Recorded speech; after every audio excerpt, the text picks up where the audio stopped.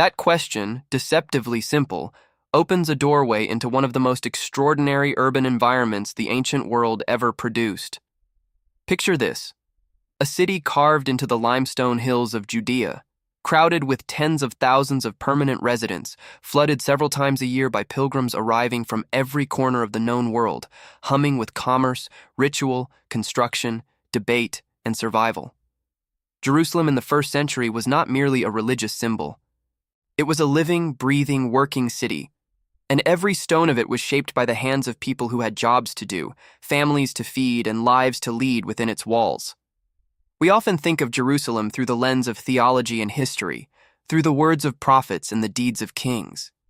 But behind every great moment in the city's story stood an enormous population of workers, artisans, merchants, priests, servants, and specialists whose daily labor made the holy city function. Who were they? What did they do every morning when the sun rose over the Mount of Olives? How did they survive in one of the ancient world's most economically complex and socially layered urban centers? To answer those questions is to travel back through time, not to the Jerusalem of legend, but to the Jerusalem of dust and sweat and marketplace noise, of temple bells and carpenters' hammers, of bread baking and fish drying and wool being dyed in vats of color. It is a journey into the social world of a real city, populated by real people, struggling and thriving and working through every single day in one of history's most remarkable places. Let us begin at the center of everything, the temple. It dominated the skyline, dominated the economy, dominated the imagination of every person who lived in or visited Jerusalem. Herod the Great had rebuilt it on a scale that left visitors speechless. Jewish historian Josephus described it as one of the most magnificent structures ever erected by human hands. Its walls were clad in white limestone that blazed in the sunlight like a mountain of snow and gold.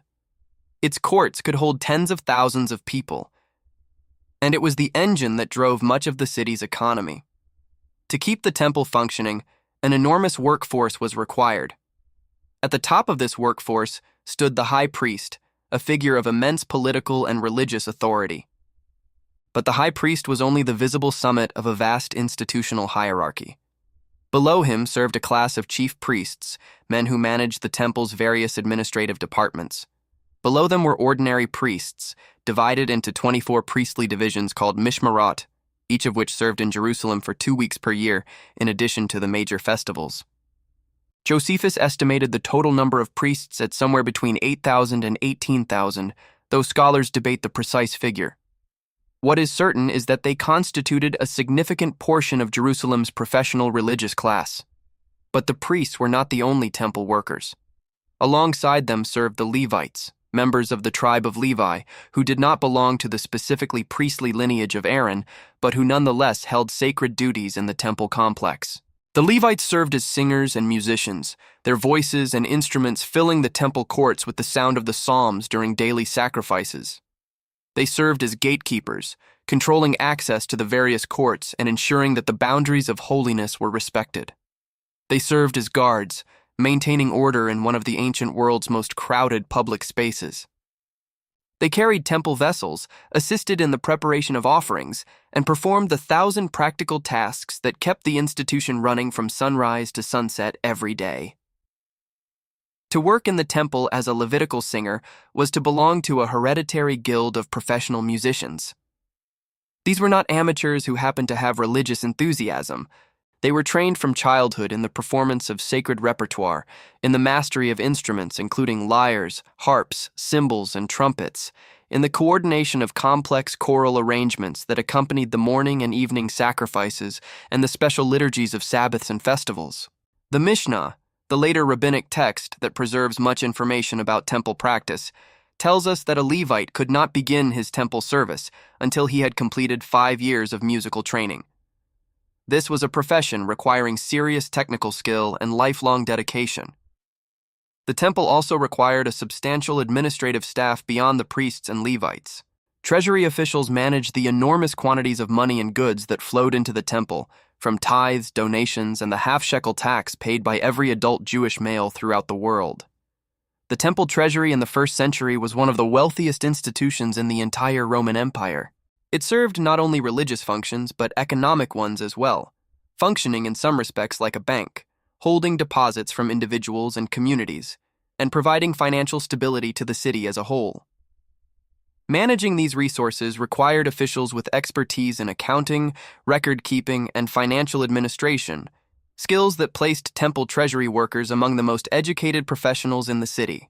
Beyond the human staff, the temple required a continuous supply of animals for sacrifice, wood for the altar fires, incense for the inner sanctuary, flour and oil and wine for the grain offerings and libations, salt for the sacrifices, and water in enormous quantities. All of this had to be sourced, transported, inspected, stored, and distributed. This supply chain created employment for dozens of specialized roles. There were inspectors who examined animals brought for sacrifice to ensure they were without blemish, a responsibility requiring genuine veterinary knowledge and the authority to approve or reject offerings that pilgrims had sometimes traveled hundreds of miles to present. There were wood choppers whose families had hereditary responsibility for supplying the altar with the right kinds of wood, properly seasoned and split to the correct dimensions. There were incense makers, a family or guild whose precise recipe for the temple's sacred incense was a jealously guarded secret passed from generation to generation. The incense makers deserve a moment of attention because they illustrate something important about how professional knowledge worked in ancient Jerusalem.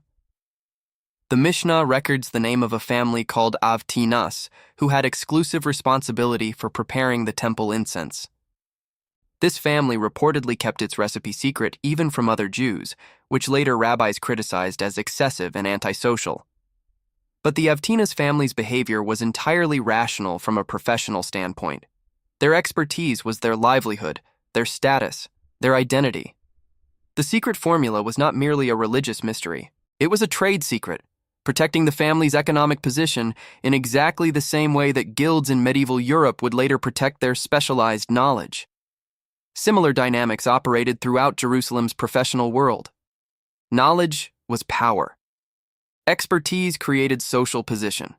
And in a city whose economy was so heavily shaped by the temple, religious expertise and economic advantage were deeply intertwined. Step outside the temple walls and you enter the broader world of Jerusalem's commercial life. The city's marketplace districts were among its most vibrant spaces. Ancient sources refer to various market areas within Jerusalem, including a general market, a wool market, a cattle market, and a market for baked goods. These were not abstract designations. Each referred to a specific physical location where a specific category of goods was sold, where merchants had established stalls and relationships and reputations built over years or decades. The merchants of Jerusalem operated in a complex commercial environment shaped by Jewish law, Roman administrative requirements, local custom, and the extraordinary diversity of their customer base. On any given day, a Jerusalem merchant might sell to a local family purchasing their weekly provisions, to a pilgrim from Alexandria or Babylon who needed supplies for the journey home, to a temple official buying in bulk for institutional use, or to a Roman soldier spending part of his military salary in the local economy. Each of these customers came with different needs, different expectations, different languages, and different cultural frameworks for understanding what a fair transaction looked like.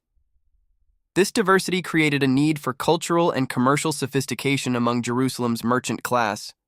Many merchants would have been at least functionally multilingual, able to conduct business in Aramaic, Greek, and perhaps some Latin and Hebrew.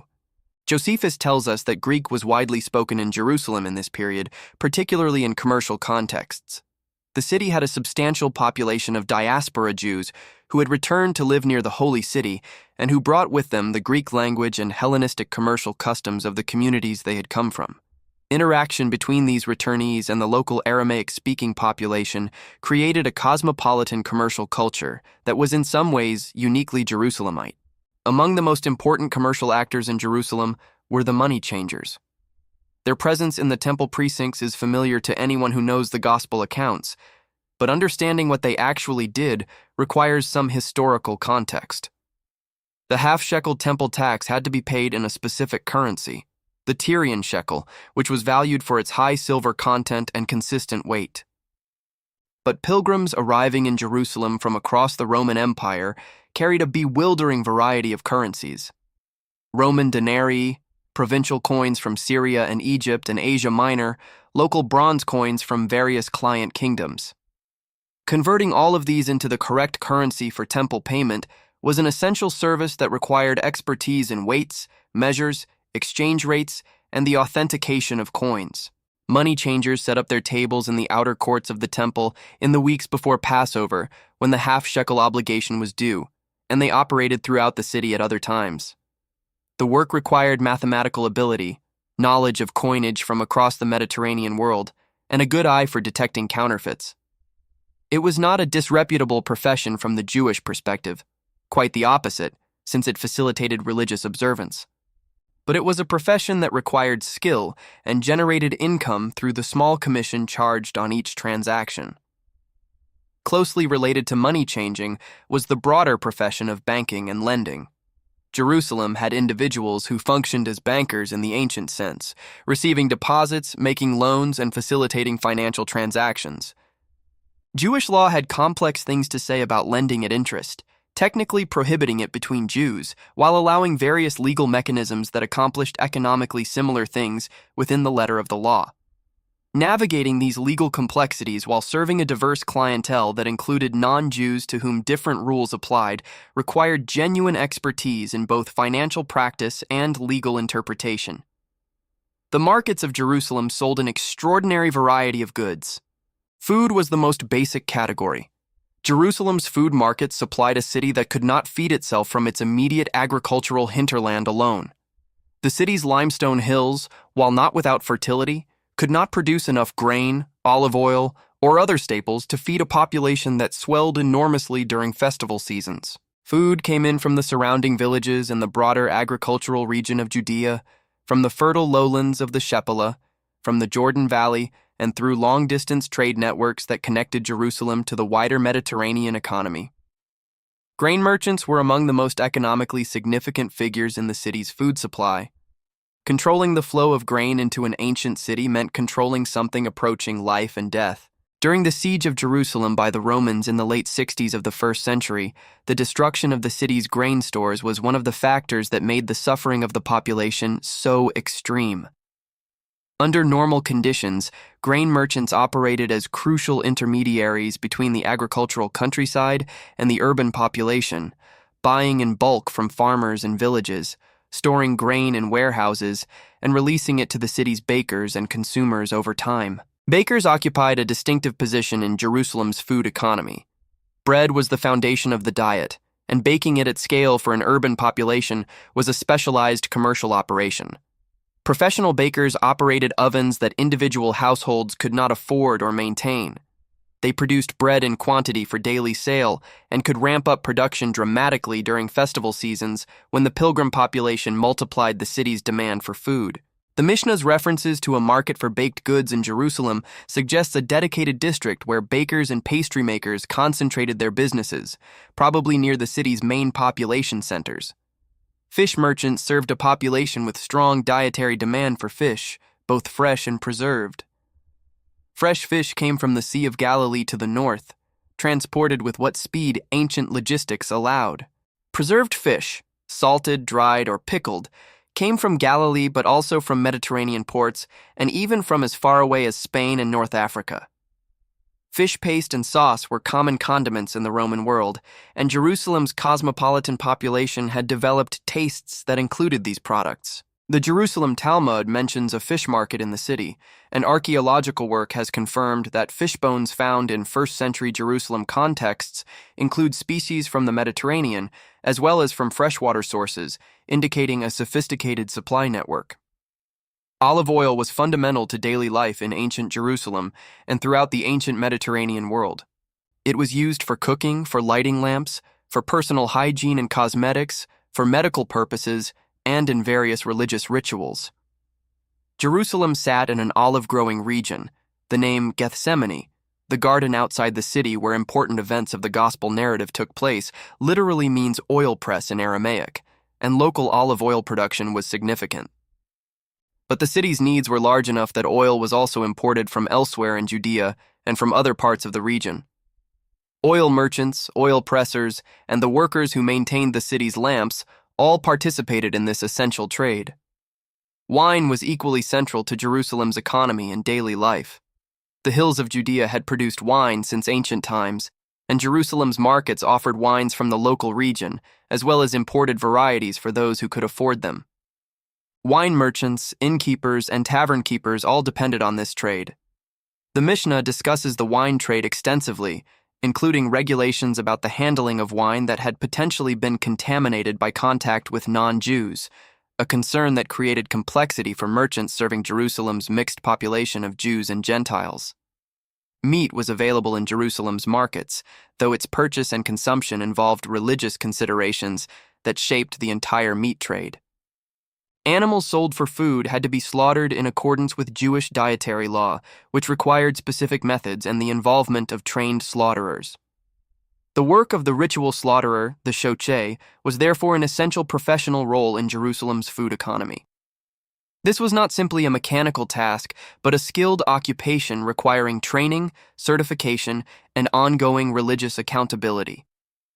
A slaughterer who made an error in technique rendered the animal's meat non-kosher, with significant economic consequences, so the profession demanded both practical skill and religious knowledge. Beyond food, Jerusalem's markets offered a wide range of manufactured goods. The textile trade was enormous. Wool, linen, and imported silk were processed, woven, dyed, and sold in the city's markets. Wool workers formed one of Jerusalem's significant artisan communities. The process of converting raw wool into wearable cloth involved multiple stages and multiple specialists. Washers who cleaned the raw fiber, carders who separated and aligned it, spinners who converted it into thread, weavers who produced cloth on looms, fullers who finished the cloth by cleaning and thickening it, and dyers who applied color. Each of these stages was a distinct occupation with its own technical knowledge and tools. The dyeing trade deserves particular attention. Producing colored textiles required access to dye stuffs, many of which were expensive and some of which were subject to complex trade networks. Purple dye, produced from sea snails of the genus Murex, was among the most valuable commodities in the ancient world. Its association with royalty and high status made it both economically and symbolically significant. Tyrian purple, named for the Phoenician city of Tyre, was perhaps the most prestigious variety, and merchants who dealt in it occupied a high commercial position. Other dyestuffs included indigo from India, madder from local and regional sources, and weld and other plant-based yellows and greens. Jerusalem's dyers would have worked with a range of these materials, producing the colored garments worn by the city's population across the entire spectrum of social classes. Leather workers were another significant artisan group. Leather was used for sandals and shoes, for belts and bags, for water skins and wineskins, for writing surfaces in the form of prepared animal skin, and for military equipment. Tanning leather was a notoriously unpleasant process involving soaking hides in solutions made from animal urine, dung, and plant-based tannins, a smell that was impossible to ignore and that gave the tanning trade its association with social marginality in many ancient societies. Jewish law actually acknowledged this by specifying that a tannery had to be located downwind and at a certain distance from residential areas. Jerusalem's tanners likely operated at the edges of the settled area, near water sources needed for the tanning process. Sandal makers were one of the most visible artisan groups in any ancient city, since everyone wore sandals, and sandals wore out and needed replacement. Making sandals was a common craft that could be practiced at various levels of skill and quality, from the roughest work sandal to the elaborately decorated footwear worn by the wealthy. A skilled sandal maker working in a good location, near the temple perhaps, or in one of the main market districts, could build a steady clientele and a decent livelihood. The basic tools were simple: a knife for cutting leather, an awl for punching holes, needles and thread for stitching. But skill in pattern making and fitting, in selecting the right weight of leather for different applications, and in constructing durable seams that would hold up to Jerusalem's stone-paved streets, was what distinguished a master craftsman from a mere dabbler. Potters produced the everyday vessels that the entire population depended on. In the 1st century, ceramic vessels were the plastic of the ancient world, ubiquitous, relatively cheap, constantly broken and replaced, used for storing and transporting and cooking and serving virtually everything. Jerusalem's potters worked in specific districts of the city, as suggested by the name Potsherd Gate, one of the gates of ancient Jerusalem mentioned in the prophet Jeremiah, which implies a nearby concentration of potters and their waste. The work was physically demanding, requiring skill at the wheel and knowledge of clay sources, firing temperatures, and the application of slips and other surface treatments.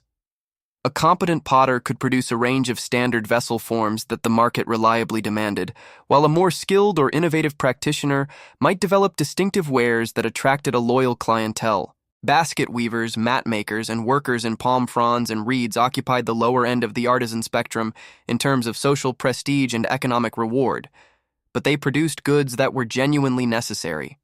Baskets were used throughout the economy for transport, storage, and presentation of goods. Mats provided flooring in homes that might have no other floor covering. Palm branches and their derivatives were used in construction, in festivals. The lulav of the Feast of Tabernacles was made of palm, myrtle, and willow, and in everyday household use. Workers who could quickly produce serviceable baskets and mats from cheap raw materials could maintain themselves through constant demand, even if they never achieved prosperity. Woodworkers operated across a wide range of specializations. Carpenters built and repaired the structures that housed the city's population. Furniture makers produced the beds, chairs, tables, and storage chests that furnished homes across the economic spectrum. Wheelwrights made and repaired the wooden wheels of carts and wagons. Boat builders were less relevant in Jerusalem than in coastal or lakeside communities, but the construction and repair of wooden storage containers, tools, and agricultural implements created steady demand for woodworking skills.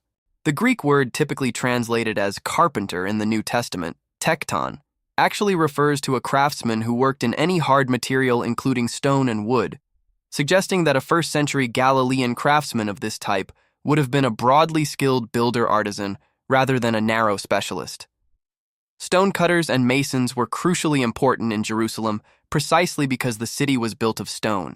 Unlike Mesopotamian cities built from mud brick or Egyptian cities that combined stone with other materials, Jerusalem was fundamentally a stone city.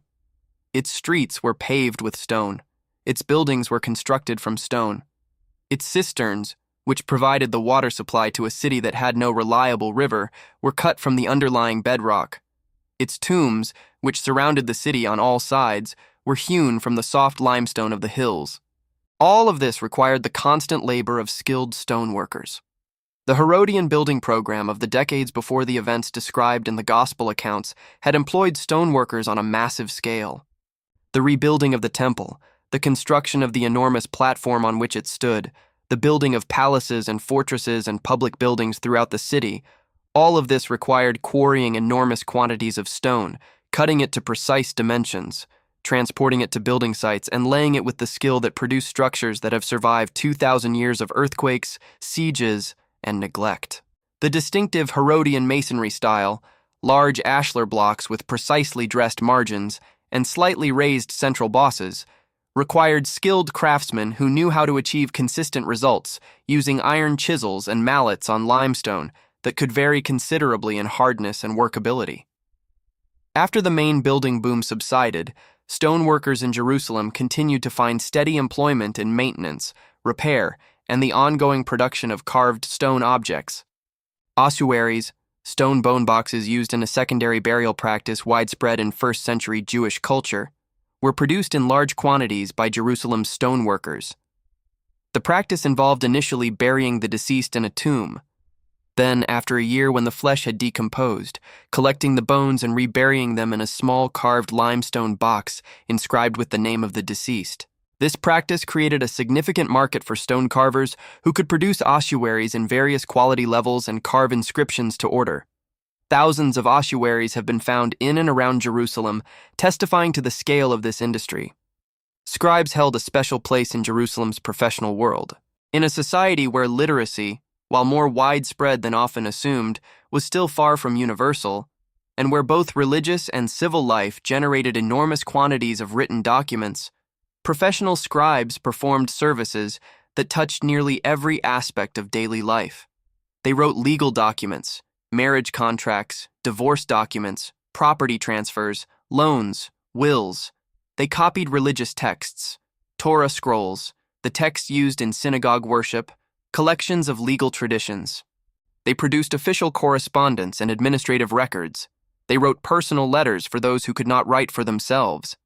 The most prestigious scribes were those associated with the interpretation and transmission of the Jewish legal tradition. These figures, called in various sources scribes, sages, or in later tradition rabbis, were not merely copyists but scholars who devoted their lives to the study, debate, and application of Jewish law. Jerusalem was a center of this scholarly activity, attracting students from across the Jewish world who came to sit at the feet of recognized masters. The relationship between teacher and student in this tradition was intensely personal, involving not just instruction but the formation of character and the transmission of an entire way of life. Students might follow their teacher for years, observing how he handled every situation that arose, absorbing the principles that guided his legal decisions. Physicians occupied a well-established professional position in first-century Jerusalem.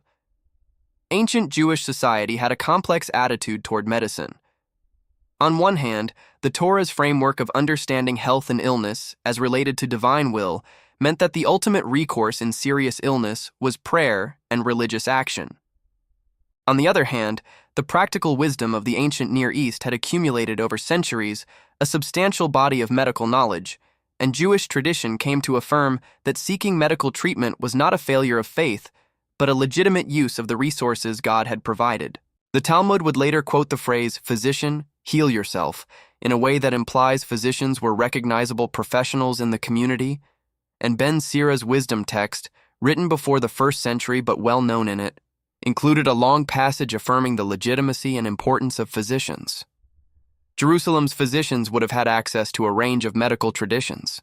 The Greek medical tradition, increasingly systematized through the work of Hippocratic writers and later Galen, was widely disseminated throughout the Hellenistic world. Egyptian medical tradition, with its own sophisticated herbal pharmacology, was also influential in the region.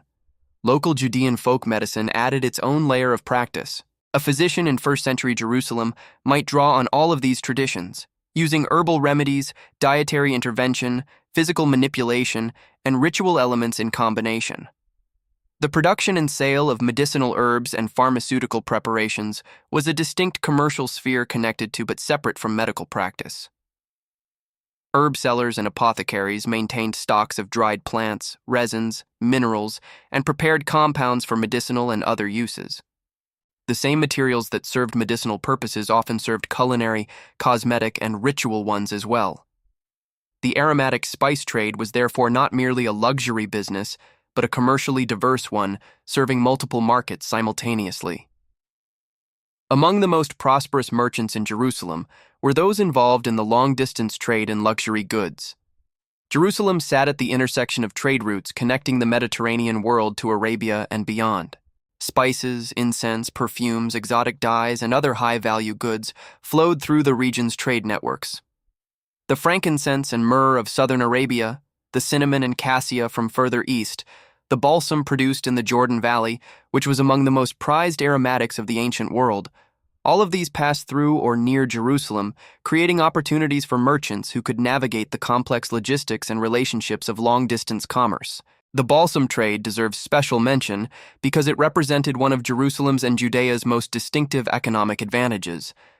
Balsam, called in Greek opobalsamum, was produced only in certain areas of the Jordan Valley near Jericho, and its oil was extraordinarily valuable. Pliny the Elder described it as the most precious product of the East. It was used in perfumes, in medicine, and as a general luxury commodity.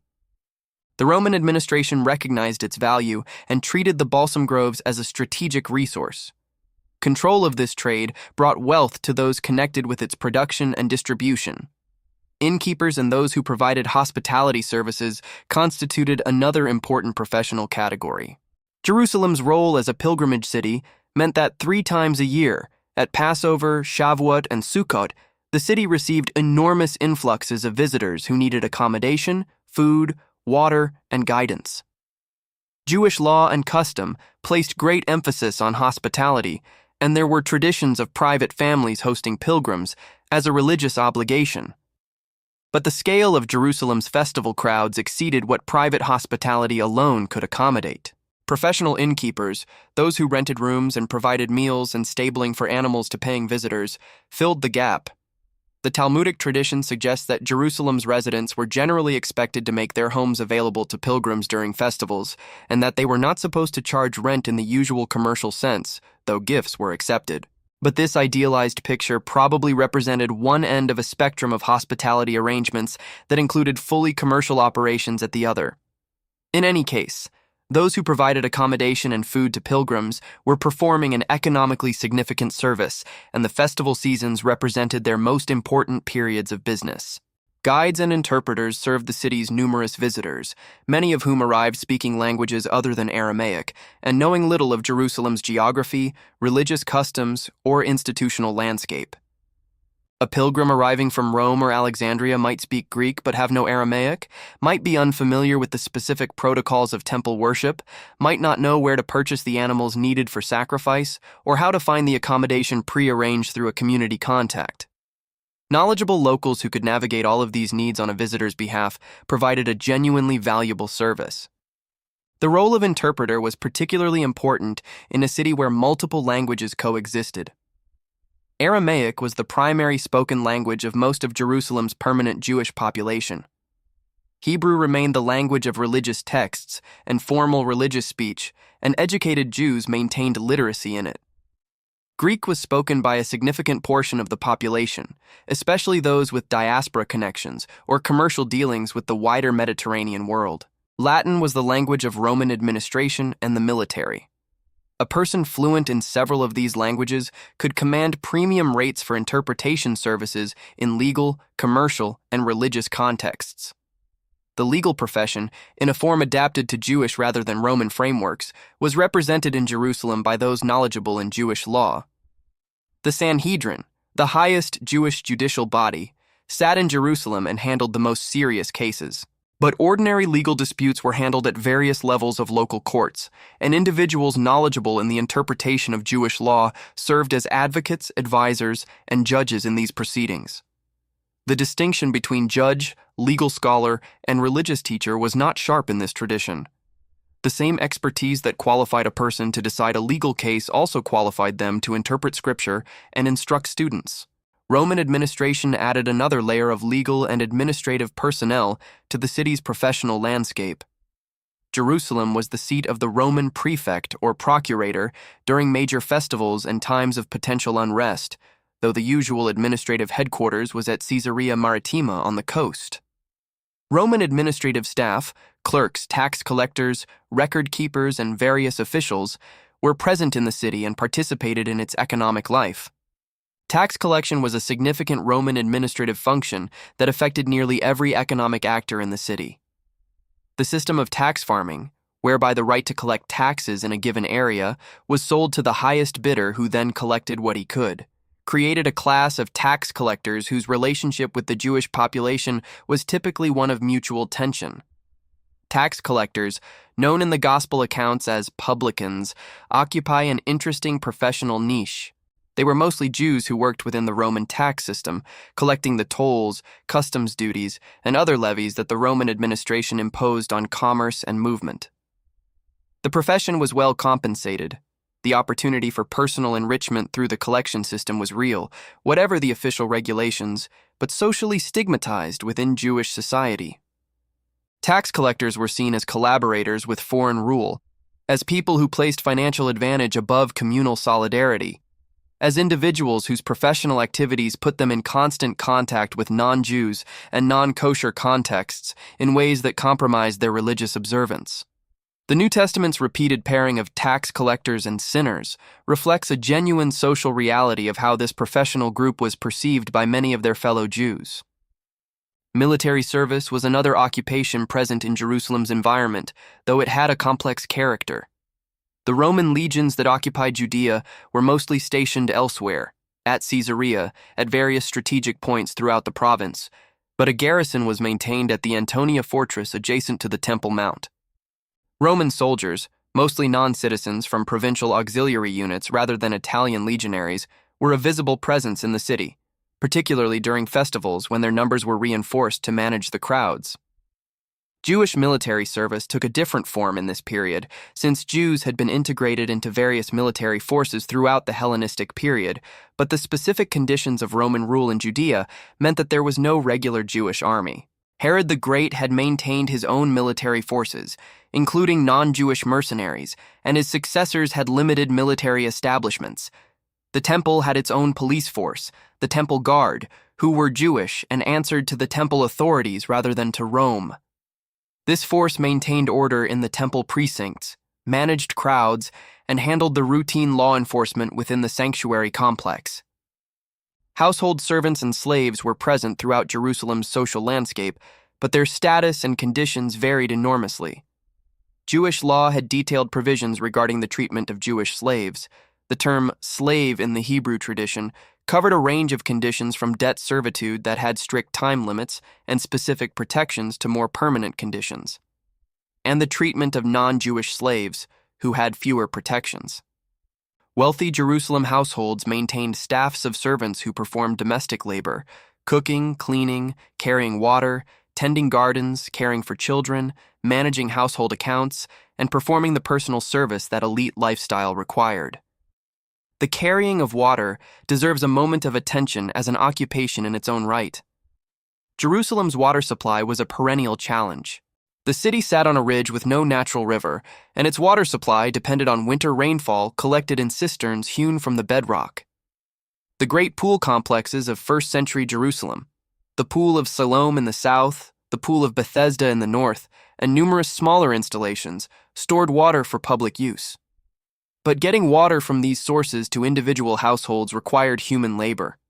Water carriers, typically among the lower rungs of the economic ladder, transported water in large jars or skins from sources to homes, charging a fee for their labor.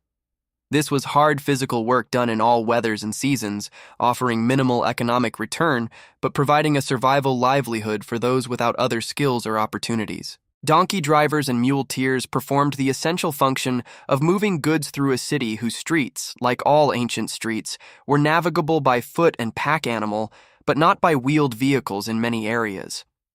Goods arrived in Jerusalem and needed to be moved from gates and markets to storage points and from storage to consumers. The pack animals that made this possible required handling, feeding, watering, and expertise in loading and management. Those who owned and operated pack animals occupied a middling economic position, not wealthy but not without resources, since an animal was a significant capital investment. The muleteers and donkey drivers of Jerusalem formed part of the transportation infrastructure that kept the city's commerce moving. Construction workers were a significant element of Jerusalem's population through much of the first century. The great Herodian building projects of the preceding decades had drawn large numbers of skilled construction workers to the city, and while the main temple construction was effectively complete by the time of the events described in the Gospels, secondary work continued. The sources tell us that when the temple was finally declared complete around 63 CE, the cessation of construction threw 18,000 workers out of employment in the city, a figure that, even if exaggerated, indicates the enormous scale of the construction workforce that had been sustained. These workers included not just the skilled stonecutters and masons already mentioned, but also a range of less specialized laborers who did the physical work of moving materials, mixing mortar, and performing the tasks that required muscle rather than craft expertise. The distinction between skilled artisans and unskilled day laborers was economically and socially significant.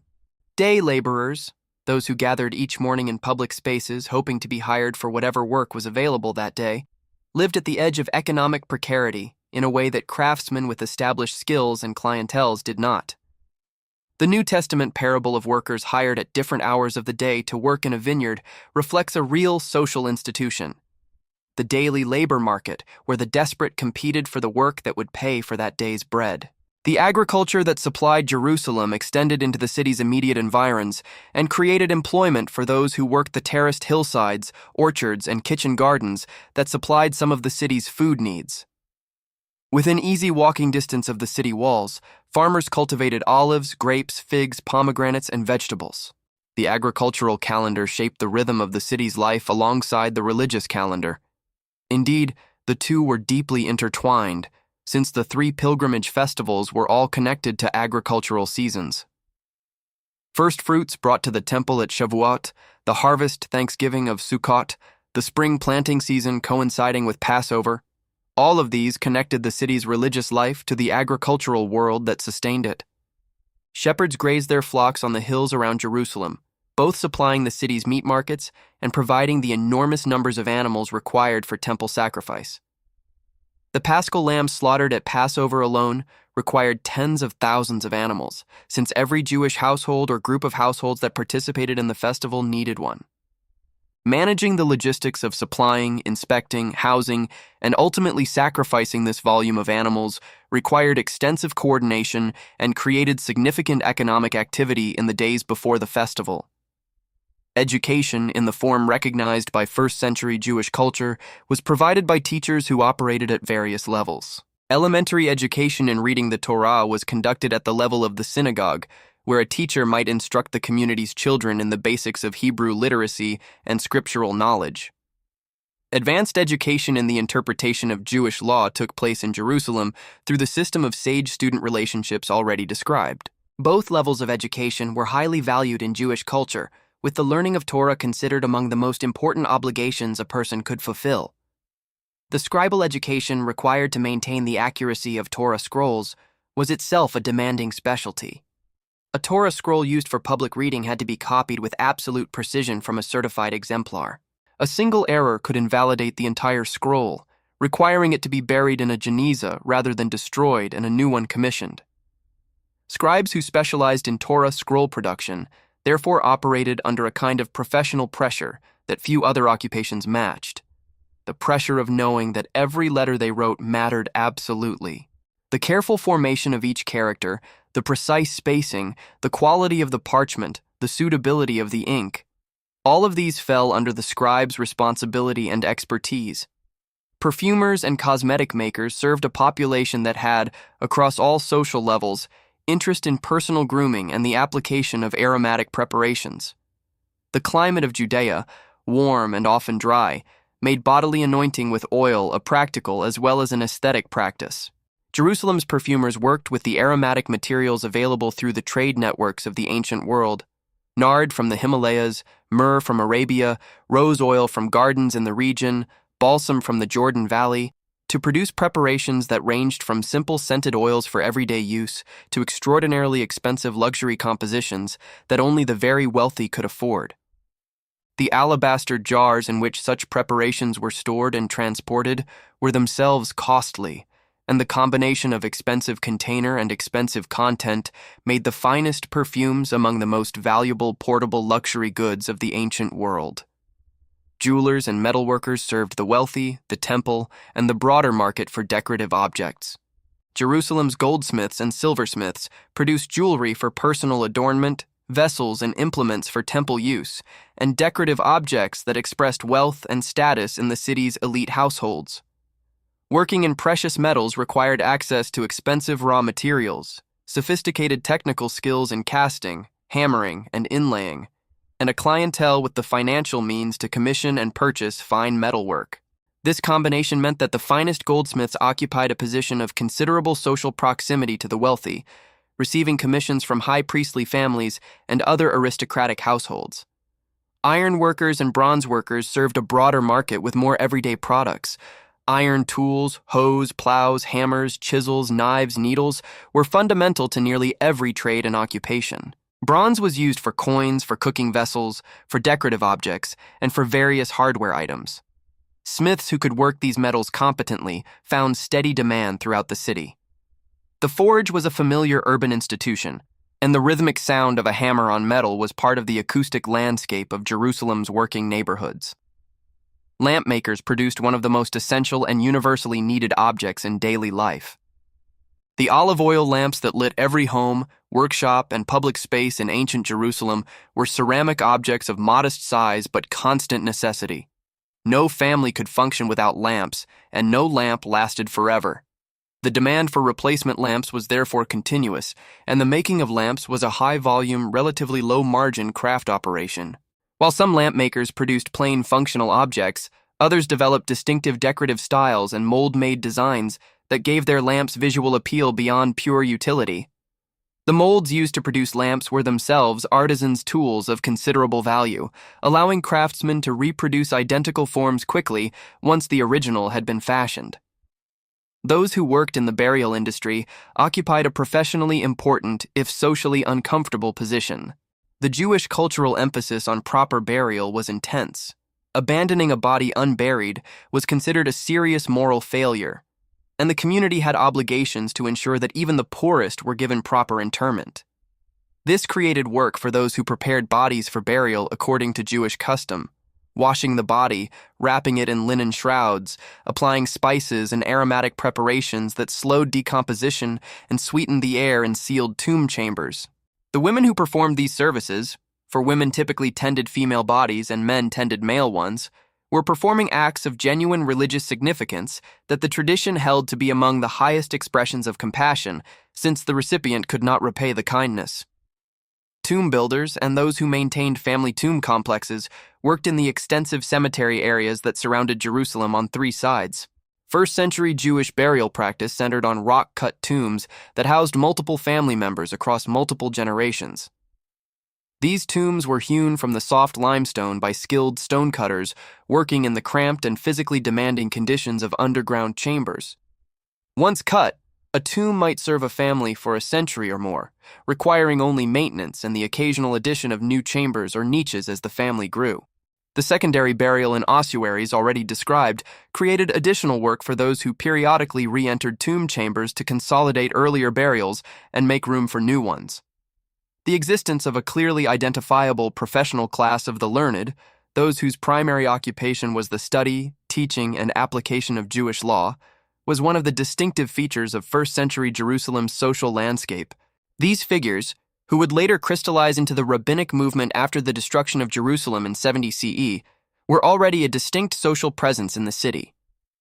They gathered students around them, debated each other publicly on matters of legal interpretation, issued rulings on questions brought to them by ordinary people, and represented a form of social authority based entirely on intellectual achievement and knowledge rather than hereditary status, priestly lineage, or political power. This was socially significant in a world where status was overwhelmingly determined by birth. A person of humble origin, the son of a craftsman, a former laborer, someone without priestly or aristocratic ancestors, could in principle rise to the highest levels of recognition and social influence through demonstrated mastery of the Torah tradition. This was not fully egalitarian. Poverty created real barriers to the years of study required, family connections mattered in establishing reputation, and the highest priestly and aristocratic households had resources and contacts unavailable to the poor. But it represented a genuinely meritocratic strand within the broader social hierarchy that was distinctive to this tradition. Women's economic participation in first-century Jerusalem was shaped by a social framework that defined their primary roles as domestic, but the domestic economy was itself a site of significant productive labor, and women participated in commerce and craft production in ways that ancient sources occasionally illuminate. Weaving and textile production were predominantly female activities. The spindle and loom appear in ancient art and literature as characteristic female tools. And in a household economy where cloth production contributed significantly to household wealth and consumption, women's labor in this sector was economically important even when it was not commercially visible. Women sold goods in the markets, including agricultural produce from their families' holdings and craft products they had made. Women operated as small-scale merchants and vendors in ways that the sources acknowledge even when they do not foreground them.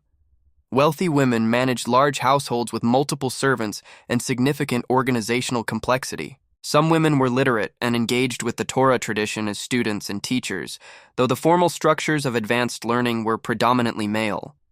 Women served as midwives, as skilled birth attendants whose knowledge of obstetrics, herbal pharmacology, and the management of labor complications was passed from practitioner to student across generations.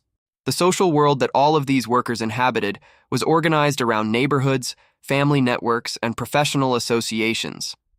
Jerusalem's neighborhoods in the first century included both wealthy residential areas, notably the Upper City on the Western Hill, where large stone houses with private mikvaot ritual baths and elaborate mosaic floors have been excavated, and more modest neighborhoods housing craftsmen, laborers, and the simply poor.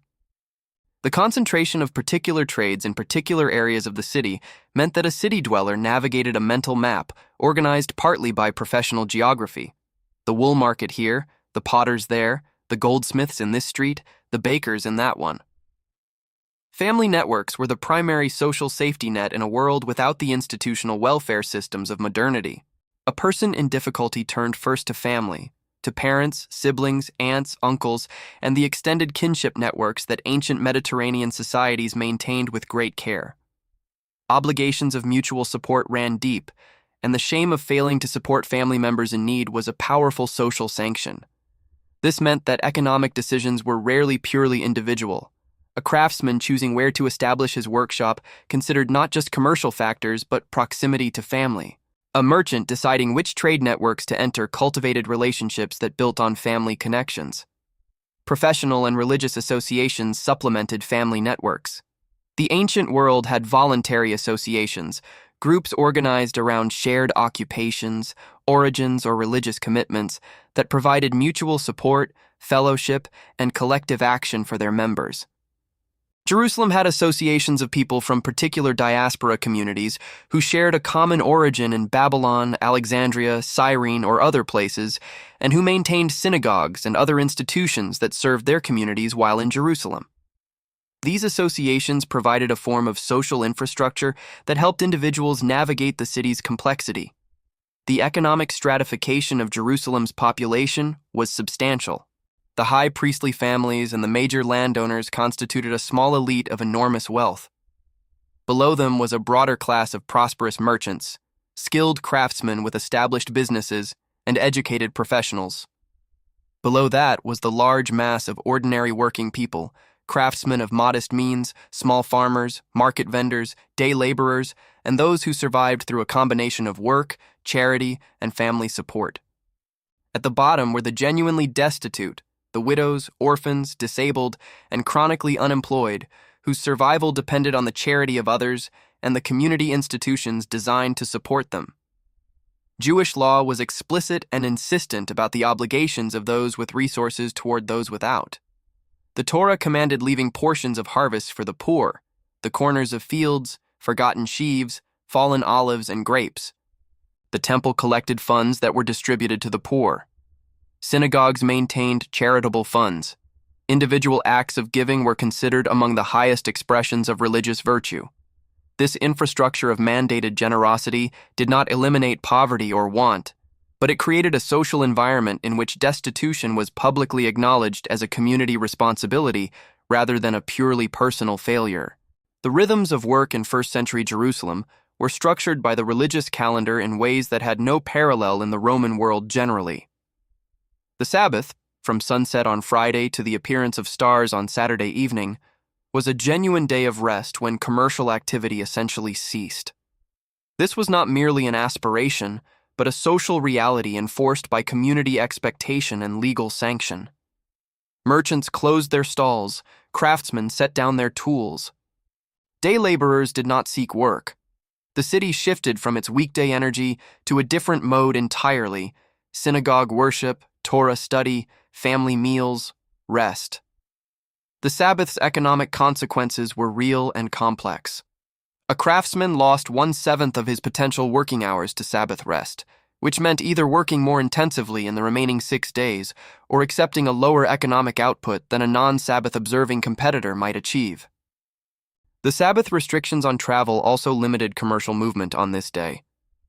But the Sabbath also provided something economically valuable: a guaranteed day of domestic gathering that concentrated demand for food and other goods in the preceding days, creating a weekly rhythm of commercial activity with predictable peaks. The festivals created their own economic rhythms, as already noted. Passover was the greatest of these, bringing the largest crowds and generating the most commercial activity. But Shavuot and Sukkot were also significant, and the minor festivals and fast days scattered through the year each had their economic dimensions. The festival economy was one of Jerusalem's most distinctive economic features, separating it from ordinary provincial cities and connecting it to the worldwide Jewish community whose members contributed to its prosperity through the temple tax, through pilgrim spending, and through charitable donations. The destruction of Jerusalem in 70 CE by the Roman forces under Titus would erase this entire world. The temple would be demolished, its treasures carried to Rome, its priestly and Levitical workforce scattered. The city's population would be drastically reduced through death, enslavement, and flight. The festival economy would collapse with the end of temple worship. The long-distance trade network centered on the city would redirect to other nodes. The professional classes whose livelihoods depended on the temple's functioning would have to reinvent themselves entirely. But the world that ended in 70 CE had been, for the centuries of its existence, an extraordinarily rich and complex one. The workers of Jerusalem, its priests and scribes, its merchants and craftsmen, its physicians and musicians, its shepherds and water carriers, had together built and maintained one of the ancient world's most remarkable urban civilizations. Their daily labor, multiplied across hundreds of thousands of individual lives and dozens of specialized occupations, had made Jerusalem what it was. Not just a holy city in imagination, but a functioning, thriving, complex human community where the sacred and the ordinary were woven so tightly together that they could not be separated. To understand who worked in Jerusalem is to understand what Jerusalem actually was. Not a symbol, not an abstraction, not merely the stage set for great religious events, but a real city full of real people doing the work of human survival and flourishing within a specific cultural, religious, and economic framework unlike any other in the ancient world. Their story is part of the story of Jerusalem itself, and Jerusalem's story is, in ways that continue to echo across 2,000 years, part of the story of us all. Jerusalem in the time of Jesus, who worked in the holy city? The answer, as we have seen, is everyone. Priests and laborers, scholars and street vendors, master craftsmen and desperate day workers, men and women and children whose names are mostly lost to history, but whose hands shaped the stones and whose voices filled the markets and whose labor made the holy city holy in the most complete sense, a place where human beings lived their full lives, in all their variety and struggle and creativity and faith.